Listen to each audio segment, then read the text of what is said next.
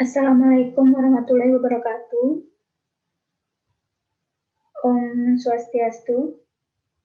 Perkenalkan, saya Fionda Sukmarini, NIM 18130811015. Di sini saya akan mempresentasikan hasil tes awal praktikum analisis urin pada penderita diabetes, di mana dalam hal ini terdapat beberapa pertanyaan serta pembahasannya.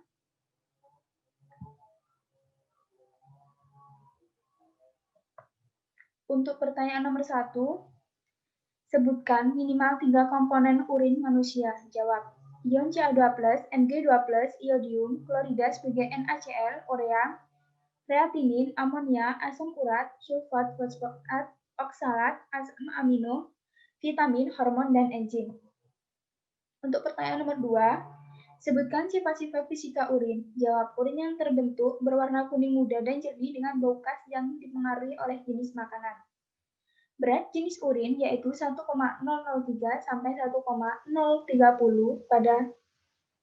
dan pH yang bersifat asam yaitu 6 dan juga bervariasi antara pH 4,9 sampai 8. Dalam keadaan abnormal, urin manusia mengandung glukosa, benda keton, protein, dan berbagai senyawa lain seperti pigmen, empedu, darah, dan porfirin. Untuk pertanyaan nomor 3, jelaskan perbedaan siklus urea dengan siklus nitrogen. Jawab. Siklus urea disebut juga siklus ornitin. Adalah siklus reaksi biokimia yang menghasilkan urea NH2 2 kali CO dari amonia NH3. Siklus ini terjadi pada organisme ureotelik. Siklus urea mengubah amonia yang sangat beracun menjadi urea.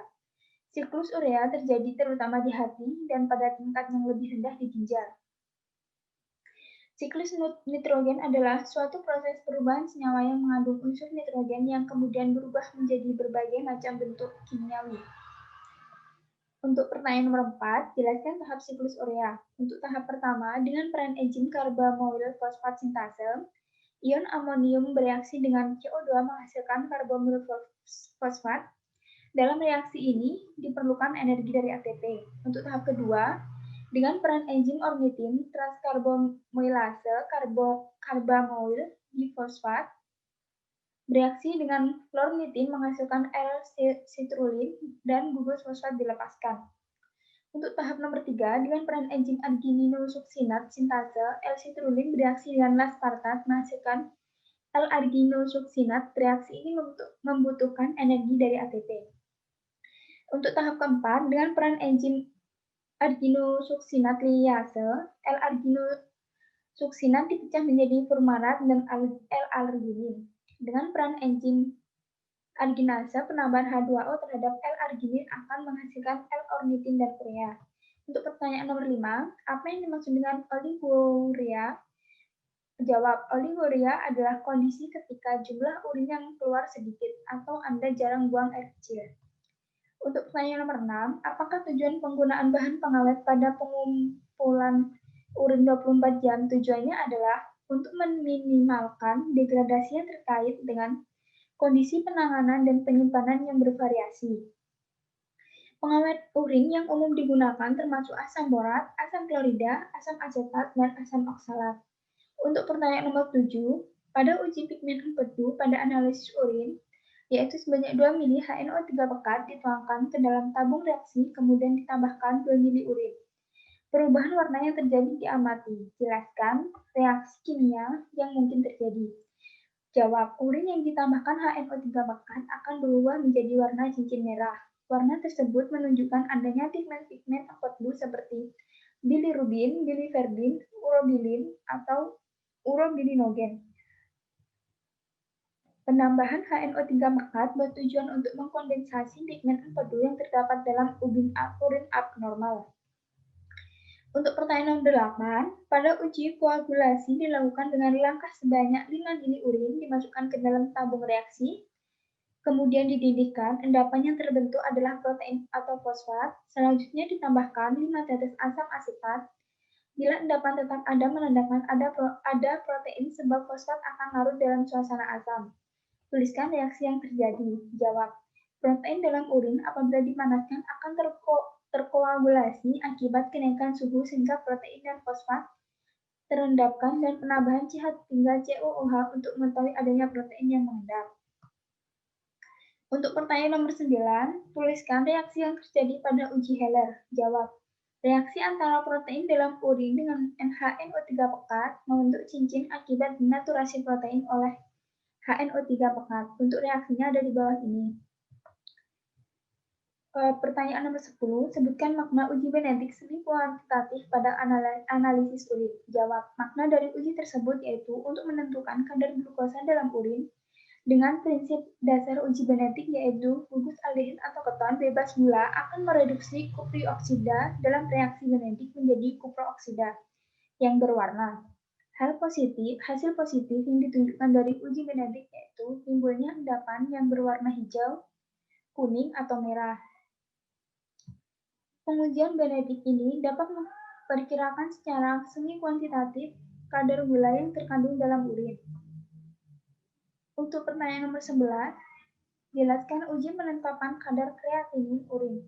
Jawab, ke dalam labu ukur 100 ml tambahkan sebanyak 1,5 ml NaOH 10%, 20 ml larutan asam pikat jenuh, dan 1 ml aquades, kemudian kocok dan diamkan 25 menit. Encerkan larutan dalam labu ukur sampai tanda batas. Kemudian, ukur absorbansinya pada panjang gelombang 540 nanometer.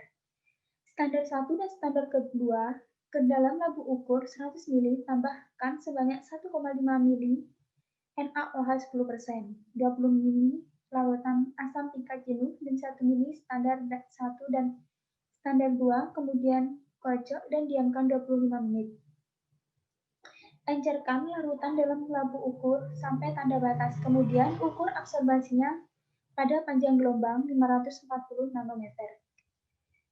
Pertanyaan nomor 12, uji indikasi Obermeyer sebanyak 8 ml urin dan 8 ml reaksi Obermeyer dicampurkan dalam tabung reaksi, kemudian ditunggu beberapa menit dan ditambahkan 3 ml kloroform. Larutan dicampur dengan membalik-balik tabung kira-kira 10 kali. Kloroform akan mengekstraksi biru indigo, senyawa apakah biru indigo itu? Dari hasil pengamatan terbentuk warna biru indigo yang larut dalam kloroform yaitu menandakan bahwa di dalam urin terkandung indikan indoksil sulfat. Terjadinya perubahan warna biru indigo ini diakibatkan karena reaksi Obermeyer yang mengandung FeCl3 dalam HCl pekat mengoksidasi gugus indoksil membentuk biru indigo yang larut dalam kloroform. Untuk pertanyaan nomor 13, pada uji benda keton rotera, yakni sebanyak 5 ml urin dimasukkan ke dalam tabung reaksi, ditambahkan kristal amonium sulfat sampai jenuh, kemudian ditambahkan 2-3 tetes N-anitrofusit dan 1-2 tetes amonium hidroksida pekat, didiamkan selama 30 menit, hasil positif ditandai oleh warna ungu. Apa yang menyebabkan terjadinya warna ungu pada reaksi di atas? Jawab, yang menyebabkan terjadinya warna ungu adalah adanya reaksi sampel dengan nitrofusida yang mana jika terjadi cincin ungu pada perbatasan kedua lapisan cairan, maka urin menghasilkan uji yang positif mengandung benda keton. Untuk pertanyaan nomor 14, jelaskan peran enzim arginosuksinat liase. Jawab, peran enzim arginosuksinat liase yaitu membantu arginosuksinat dipecah menjadi fumarat dan L-arginin. Pertanyaan nomor 15. Seiring dengan makin lamanya berpuasa, otak mulai menggunakan benda keton sehingga glukosa dalam darah dapat dipertahankan. Jumlah protein otot yang diurai menjadi asam amino untuk glukogenesis juga berkurang. Jelaskan akibat yang akan terjadi pada siklus urea. Jawab, jumlah protein otot yang diurai menjadi asam amino untuk gluconeogenesis berkurang, sehingga menyebabkan terjadinya penurunan pembentukan urea. Sekian presentasi yang dapat saya sampaikan. Apabila ada salah kata atau salah dalam menjawab soal, saya minta maaf. Sekian dari saya. Wassalamualaikum warahmatullahi wabarakatuh. Om Santi Santi Santi Om.